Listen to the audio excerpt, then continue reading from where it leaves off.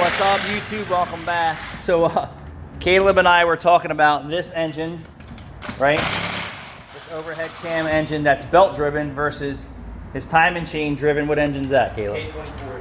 K24. So I don't take on time and chain work or time and belt work necessarily anymore. I mean, I still will do it. Depends on who it is, but days of me doing that type of work are kind of over, even though I know how to do them. But what I was telling Caleb is, years ago, when we only had Chilton manuals, which were paperback, and we didn't have them all. So once the aftermarket started seeing, the change from 4-cylinder time and belts, which we did time and belts back then too, to time and chains. So if we had a car that was in for maintenance for a time and belt, we didn't go to the Chilton's manual.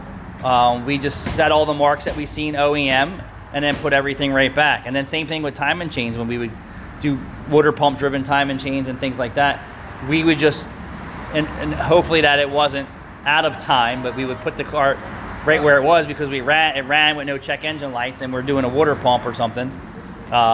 We would just put all the marks in a certain spot or mark it and put everything back together the way it was, and we never had any problems. We didn't have all that or YouTube back then. So Caleb is lacking a little confidence in doing some time and belts and some time and chains. But as long as he's tearing them down, I will take him through the difficult parts, and then he will put it back together until he gains more confidence.